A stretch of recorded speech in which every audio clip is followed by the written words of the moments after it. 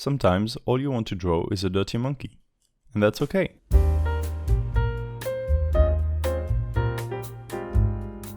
Well, hello there, I'm Détroit.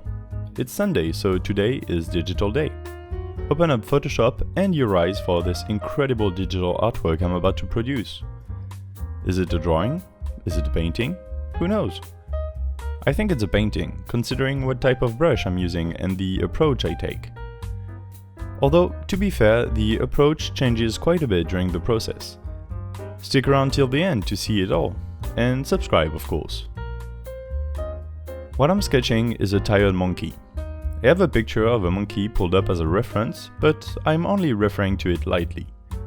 You see, the image I had in mind even before I tried was a bit out of proportions, but in the good way. Monkeys are not that elongated in the face. I guess it's not a monkey even. Is a chimp an ape? I don't know what I should call it. To me, he's simply the eternally tired monkey. That's the prompt I came up with, by the way. Making a monkey that is tired. And dirty in execution, turns out, although for now it's still clean. I needed sketching because I need a good base for the drawing. For the plan I have, it is crucial to have a good base to rely on. In fact, that's true for any drawing. I'm saying that every time and it is true every time. The quality of a drawing only goes as far as the strength of your sketch. Proportions, perspective, anatomy, composition, all of these rely so heavily on the quality of the sketching phase. You see, my goal originally, after the sketch, was to add lines on the monkey face that are not supposed to be there. For that, I need first to have the lines that will be there, you know? Let me explain. I want to add lines that join points that are not usually connected. And you'll see that in a minute, or you've already seen it depending on the speed of the time-lapse.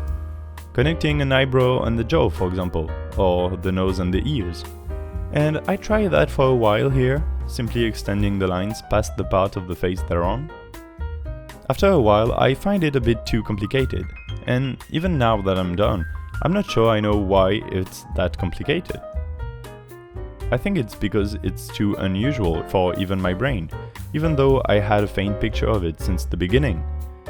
Sometimes the idea forming in your head is a bit too blurry, and while doing it, in reality, it makes no sense anymore. Anyway, all of that to say that I ended up throwing the lines away for a while. Because at first I wasn't sure what style I wanted, but I quickly realized that having a dirty drawing would be the key. In order to add random, unusual lines, it's better if the rest of the drawing isn't pristine. Like, imagine if the line art was precise and the shading was blocky and the rendering was minimalist. Then the lines would just be out of place. Context matters, even more so in drawing.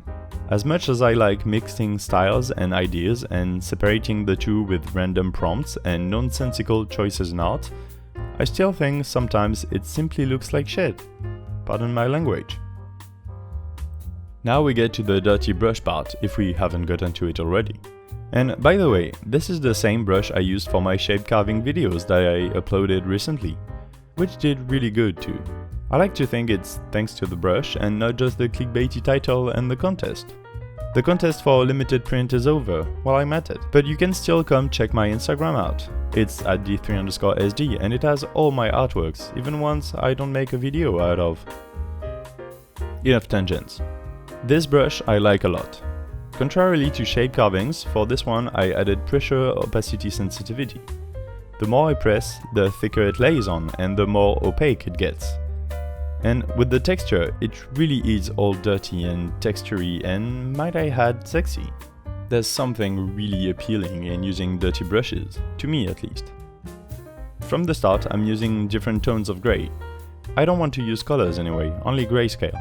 But I want to add 3-dimensionality in the shading and think about the light source a bit more than usual.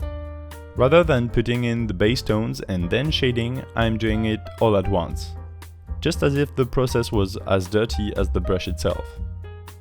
And I am always going in and out with the size of the brush too, just to add a bit of the lines and a sense of where they are, although I don't know if I'm keeping them in or not.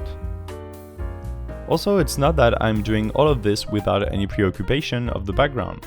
That is strategically a bad move because of the lower opacity. The background influences the color a lot, you see, and it's easy to get used to how the drawing looks with the default white background. So at some point I fixed that by adding a background that is slightly a bit darker than the base tone. That's for the texture to show up a bit more.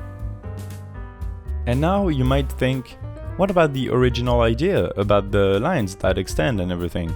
Well, the sort of grid I drew, I'm just gonna go over with the texture dark brush. I'm often using the eraser as well because I want them to be implied, not just traced over. So if they turn out a little bit too apparent, I'm erasing them with the soft eraser, one that makes it just less opaque. I don't know why I wanted to draw a tired monkey so much. Because he's eternally tired, there's a possibility that this monkey has been living for eons and literally cannot die. I'm not sure about it. Tell me in the comments what you think his deal is. What story do these tired lines on his face tell? Maybe if at some point I have a lot of free time and I'm bored, I'll write a short story about this guy, but I doubt that will happen.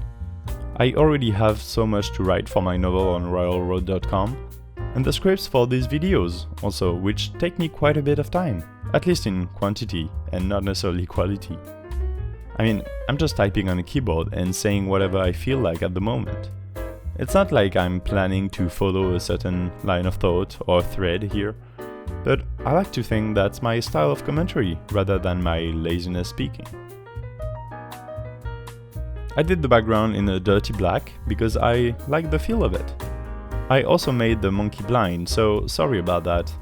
You're old, tired and blind, really not a good life. I understand now why you might want to stop living forever. You, in turn, and here I'm talking to you viewer and not the monkey, can subscribe to this channel to watch more drawings. Leave a like and a comment to show the monkey compassion. Again, my Instagram is @d3_sd and the rest of my social media is probably @d3. I'll see you Thursday for an ink drawing. See ya, bye!